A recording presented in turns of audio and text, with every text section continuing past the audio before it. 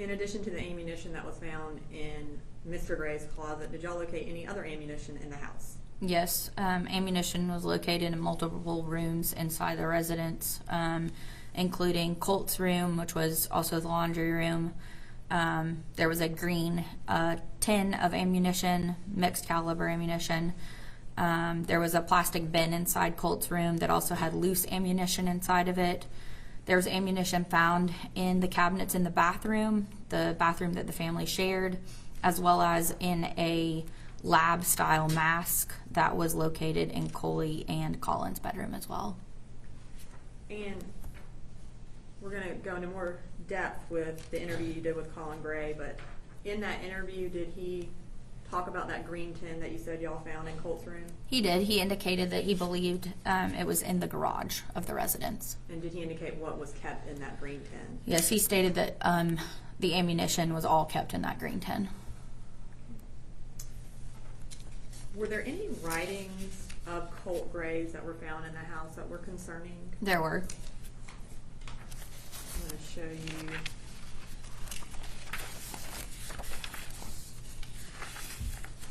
A couple of them. If you could just describe, or if you want to read what the writings were and kind of approximately where they were located. Yes. So these were found in Colt's bedroom.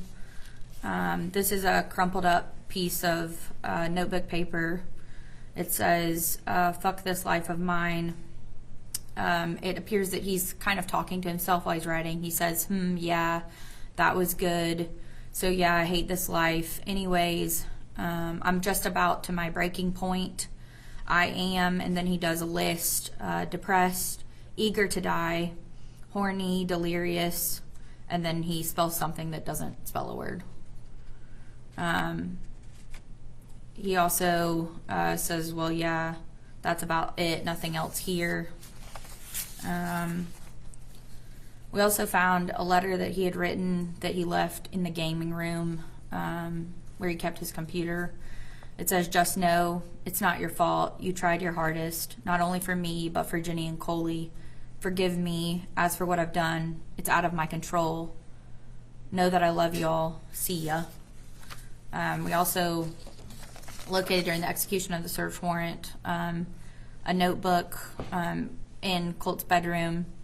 It had pretty detailed drawings of a stick figure that he had labeled you, so him. It then says, shoot the teacher first. There's another stick figure with a bullet going through their body. It says gut shot.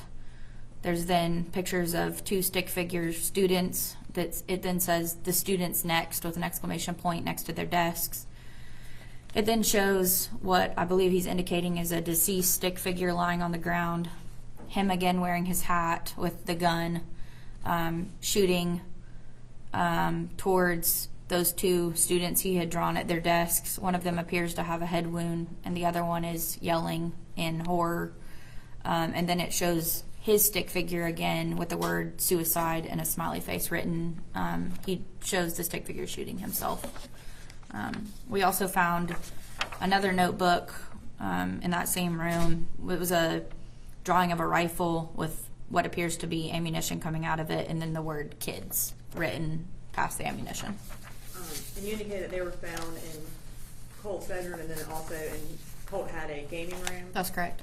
Was the gaming room his only? Is that like he would only be the person to go there? Yes, that's what we understand. It was his gaming room with his computer in it.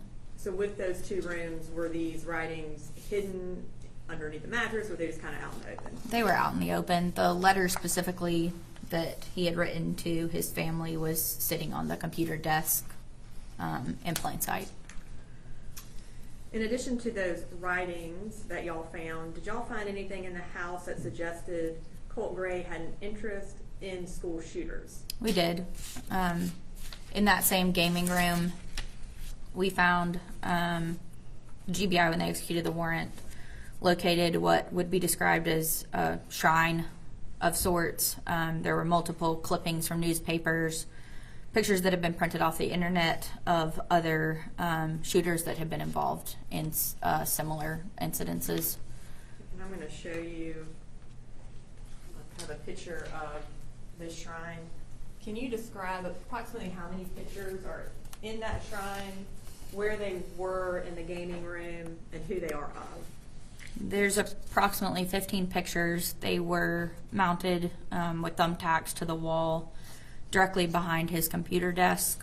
The pictures show newspaper article clippings labeled with the toll of students that had died during the Parkland shooting, articles from Los Angeles Times and the New York Times showing the firearms that were located during that shooting incident, as well as students mourning the loss of their friends. There's also pictures of Nicholas Cruz from his court appearances, as well as other pictures of Nicholas Cruz leading up to the incident, him holding a firearm, an attack vest, and other school photos that were in his yearbook. Kind of going to the interview that you conducted with Colin Gray. When did you conduct that interview? I conducted it on the day of the incident, so September 4th. Do you remember what time approximately? It's okay, no. Was it close in time to when the search warrant was completed? It was at the exact same time the search warrant happened. I don't have the approximate time written down here.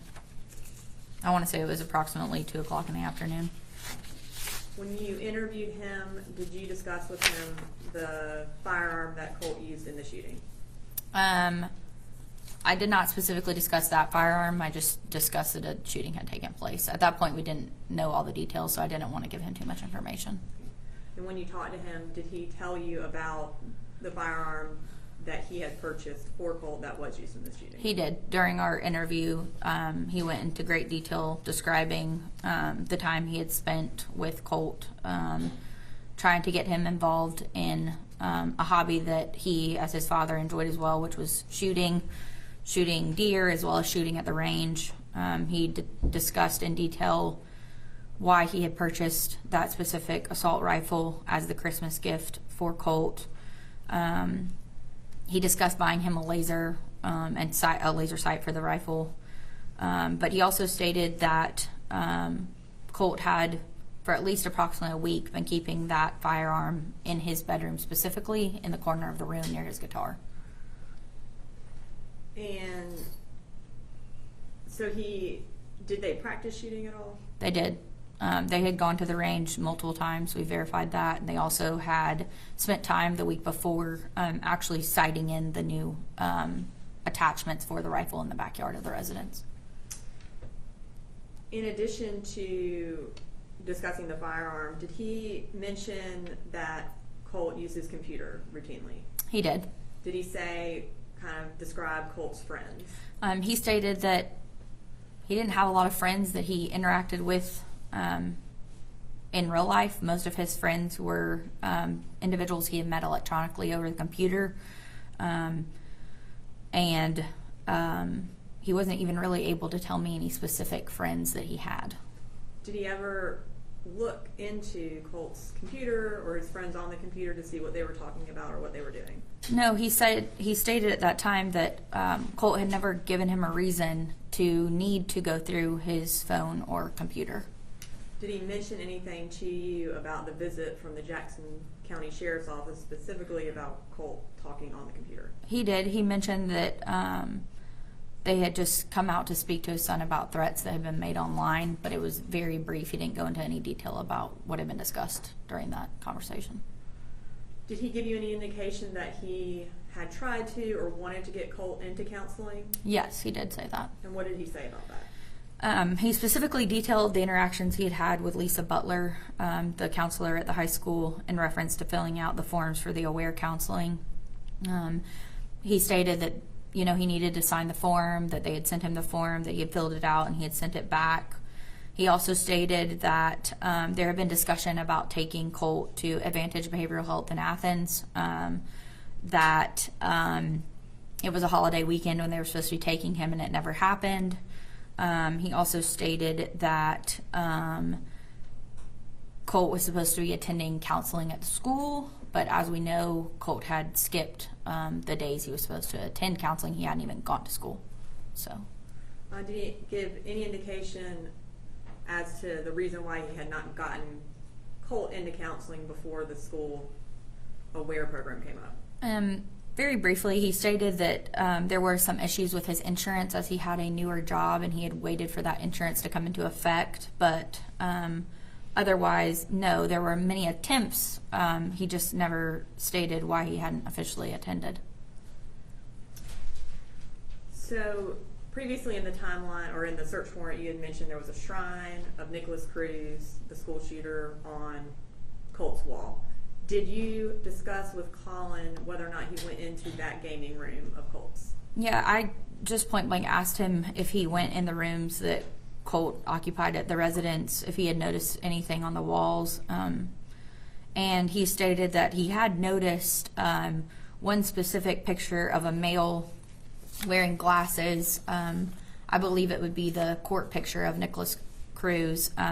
He stated that originally Colt had a picture of some rock-related individual hanging on the wall, but that picture had been taken down and the picture of Nicholas Cruz had been hung where that picture was on the wall. And he stated that he didn't know who that was, and when he brought it up to Colt, Colt basically said, "Dad, you really don't know who that is?" And he said, "No, son, I don't." The topic was dropped for a while, and then later that night, Colin asked Colt again who were the individuals hanging on his wall, and Colt explained that it was Nicholas Cruz, a previous school shooter. There wasn't any further discussion about that other than, why is he on your wall? And he just said he was. So, moving to the day of the shooting, did Colin provide a timeline of what he did that day? He did.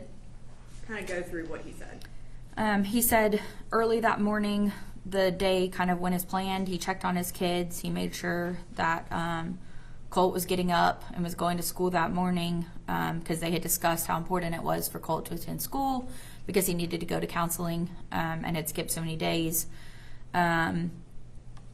He left and took his youngest son to school as he normally did, Coley.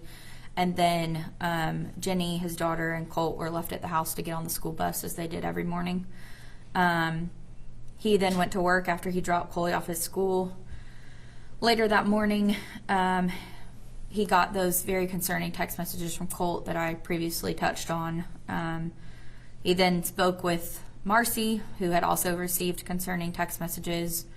He also received text messages from his daughter Jenny, indicating that her school was on lockdown. He left work after receiving those concerning text messages, speaking to Jenny and Marcy, and went home. He stated that when he went home, he turned the news on in the den and was watching it and saw that the shooting had taken place at the high school by that point. He then went into Colt's room under the impression that all the weapons were secured in the residence, but then stated that he realized that the rifle that was Colt's was not sitting in the place inside Colt's bedroom where it had been previously. It was no longer in the corner of the room propped up against the guitar. So did he admit to you that on the day of the shooting, Colt's gun was actually in Colt's bedroom? Yes, he believed that that morning it was in the bedroom where it had been the whole week before, and then when he got home from work, it was no longer in Colt's bedroom. Did you, I know, and I think we talked about this already, but you also interviewed Colt's mother, Marcy Gray. I did. Did she tell you anything about Colt's deteriorating mental state? She did. She said that over the past year, his fascination with guns had gotten very bad. That was her wording. Specifically over the last few months. She said that he had also had a couple of physical altercations with his dad that were concerning to her. She specifically discussed that Colt had talked to her about the Columbine and Sandy Hook shootings. When he had talked to her about that, he would reference the school shootings but then say, just kidding, or he would make joking comments as she described about the school shootings. She also stated that Colt had asked his dad to buy him what he considered a shooter mask that was all black with just the eye holes cut out. And when she asked him why he needed that, he stated in a joking manner, "What? I've got to finish up my school shooter outfit. Just kidding." She also stated that Colt had increased panic attacks, specifically over the last month. Did she indicate whether or not she discussed this obsession with school shooting with Colin, the dad? She stated that she and Colin and her mother had discussed his fascination with school shooters, but had all kind of determined that it was in a joking manner and or I interpreted them to mean not a serious thing. Did you have an opportunity to watch the body camera when Bexar County Sheriff's Office arrived at Mr. Gray's house the day of the shooting? I did. And was Mr. Gray present when law enforcement got there? He was. What did he say when law enforcement arrived? In a not very surprised manner, he said he had just received some text messages from his little girl who was at the middle school about being in lockdown, and he said, "God Almighty, please tell me that your brother didn't do something." He said that out loud to the deputies on scene as well as the other law enforcement that were arriving as residents. They asked him, "Why do you think that he would have done something?" And he stated that they were trying to get him into counseling. He didn't fit in at his high school. He had let him do some online schooling, and that they had brought him back to normal school this year, and he had been going okay. He said that he had reached out to the school and that they had stated they had counselors, that he had filled out some paperwork for that counseling for the school through a third party for the counselors to get involved. And then he asked if he could use his phone.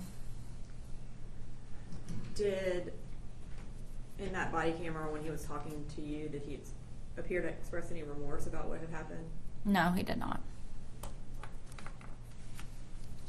Now, did you ultimately take out warrants against Colin Gray? I did. And how many did you take out? I believe it was 13 total warrants. What charges did you take out warrants for? Felony murder in the second degree. I took out 2 of those. I took out 4 counts of felony involuntary manslaughter, and then 8 counts of felony cruelty to children in the second degree. The last 2 of those counts will be for mental anguish. So as far as the probable cause for the second degree murder, can you tell the court what that was? Yes. Colin Gray did cause the death of the victim, who was under the age of 18, by providing a firearm to Colt Gray, knowing that Colt was a threat to himself and others.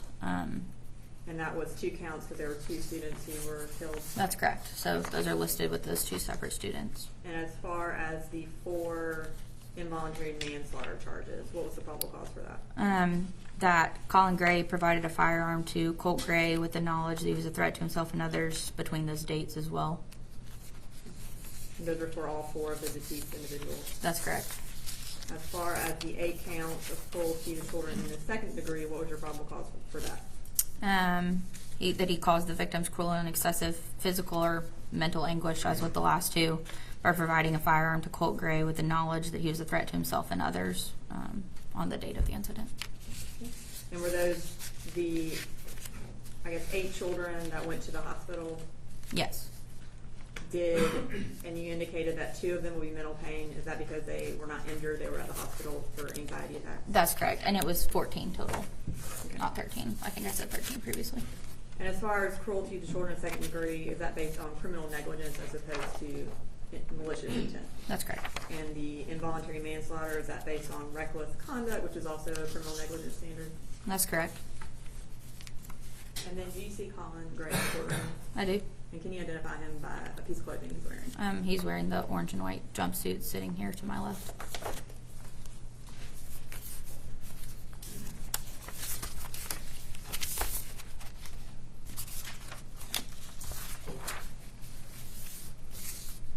I want to last question. You indicated that, I guess, one of Colin's children, the daughter, had texted him and said that her school was in lockdown. Did she go to a different school, or did she go to Apalachee? She went to a different school. She went to Hayman Morris Middle School. I don't have any further questions. Could I ask one question of you, Agent Ward? You testified that Mr. Gray got a text from Jenny that she was on lockdown, and then you said he left work. Do you know why he left work? He stated during his interview that he was concerned because of those text messages from Jenny, as well as the text messages he had already received from Colt, stating that he was sorry and that it wasn't their fault. He had also gotten a call from Marcy stating she had received similar text messages from Colt, stating that he was sorry. That made him concerned, and he felt that he needed to go home. Okay, and to your knowledge, I think you testified he left work and went home and turned on the TV. That's correct. So he went straight home from work. He went straight home. That's what and he then turned on stated. the TV. That's correct. Okay. All right. Thank you. Mr. Beard.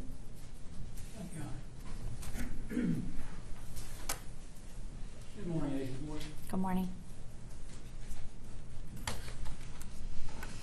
And Agent Ward, how long have you been working in law enforcement? I'm going into my 9th year working into law enforcement, I believe. Okay, and is that all in the same place, or have you moved around any? It's not at the same place. I did almost 6 years at University of Georgia Police Department, where I was on patrol. I left there as a corporal, and I was hired by the Georgia Bureau of Investigation, where I've worked for almost 4 years. Okay. And hired by Mr. Reynolds, Agent Reynolds? Yes, it would have been. Okay. It would have been Mr. Reynolds at the time. He Yes. was my law partner for 13 years. Okay. I know him very well. You got involved in this case, I think you indicated to us, the morning of the shooting. That's correct. And were you instrumental in taking any warrants? I mean, not warrants, but search warrants? No, I did not take any search warrants. I just took the arrest warrants. Who did the search warrants? The search warrants were taken by Special Agent John Genta. He's another agent at our field office in Athens. All right. Now, you told us that that you were the agent who took the warrants themselves, and you just went over those. Yeah, the arrest warrants for Colin. And let me just be sure, the predicate acts for each of these counts that you have spoken with us about was cruelty in the second degree, is that correct? Yes. Okay. And that cruelty being, one, providing a weapon, That's correct. correct? And two, knowing that Colt might hurt himself or others. That's correct. Those are the two areas through each one of these warrants, is that correct? That's correct. Okay. Now, you talked to us initially about when the Jefferson County Sheriff's Office went to the home of Mr. Gray. Yes. And I want to talk just a minute about that. As I understand, the FBI had some sort of a tip, and they notified then the Jefferson County Sheriff's Department, is that correct? The Jackson County Sheriff's Office, but The yes. Jackson County, right. And then in response to that, the Sheriff's Department, I think 2 people went out to talk with Mr. Gray. That's Is that correct. correct? Now, was Mr. Gray ever shown any sort of evidence as to what this notification that they had, that the FBI had? Not based on the body cam footage that I reviewed. Okay. And as a matter of fact, was it Officer Miller that was involved in asking most of the questions there that day? Yeah, Investigator Dan Miller and Deputy Justin Elliott, but yes. Okay. And as a matter of fact, Detective Miller talked to Colin and also talked to Colt. He did? And Colin was agreeable for them to look in the house, to talk with his son? Didn't have any problem, cooperated fully? Yeah, I mean, he never told them that they could go in the house. They talked outside on the front patio, but he was agreeable. Okay. And Detective Miller indicated when they left, as I understand, that he believed that Colt was not the one that was making any threats and didn't see a problem. Is that He correct? stated that he would take Colt's words as they were. Okay. And Agent or Detective Miller never followed up with Colin Gray. Is that correct? Never called him back. No, I believe there was a phone call either the next day or the day after between the investigator and Colin. That was over the phone, though. Okay. But after that, there was no communication. Not that I'm aware. Okay. So at that interview, there was not an FBI agent there. No, there was not. And the way that it was left is everything's okay, I don't see a problem. They knew that there were guns in the home, Correct. and they never told Mr. Gray, you got to lock those guns up or you got to get rid of those guns. Is that correct? Not on the body cam that I reviewed. Okay. Nor in the telephone call, as you understand. Is that right? Not that I'm aware. Okay. Did any counselors or psychologists, psychiatrists, anybody who dealt with Colt Gray ever tell Colin Gray, don't have guns around the house? I can't speak to that because I don't know every single conversation that he had, but in the things that I have personally reviewed, no. Okay. Now, you talked a good bit about what Marcy said. That's correct. You interviewed Marcy, I did. and I assume you interviewed her mother. I did. And was this recorded? It was. The mother as well as Marcy. That's correct. And you were aware that Marcy had made threats to kill Colin and also kill Colt. That was made aware to me by Deborah's interview, her mother. Okay. I did not have any inclination of that prior to the interviews. And do you know approximately when that is that she made these threats to kill both of them? It was approximately 6 months to a year prior. I don't have the specific date in front of me. Okay. Did you get any information that bothered Colt a lot, that his mother threatened to kill him? According to Deborah Polhamus, it did bother him mentally that his mother would have made those threats. Okay. Do you have any knowledge about the fact that Marcy Gray moved back into the house at some point prior to this shooting? Are you talking about the house in Barrow County? Mm-hmm. I know that she had frequented that house. I would not say she specifically moved back in. She had been there quite a few times that I'm aware of.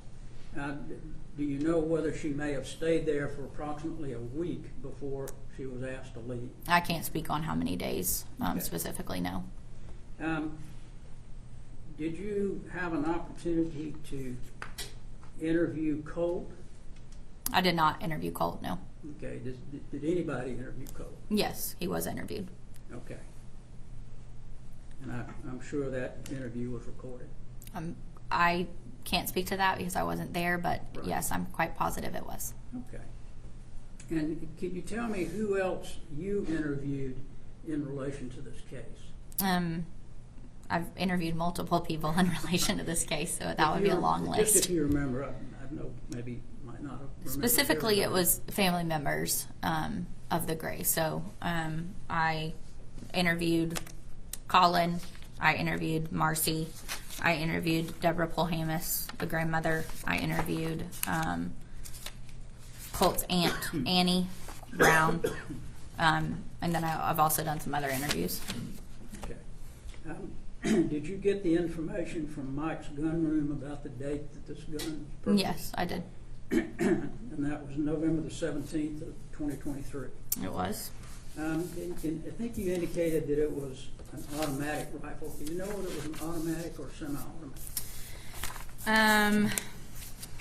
It was an AR-15 style weapon. I can check. Wait 1 second. I just know it was a Sig Sauer. I'm not going to speak to whether it was semi or auto, but I don't have that in front of me. You mentioned that that was an automatic. I didn't know whether you had the paperwork there showing. And it was an AR-15, so an automatic rifle 15. I mean, that's what it's called.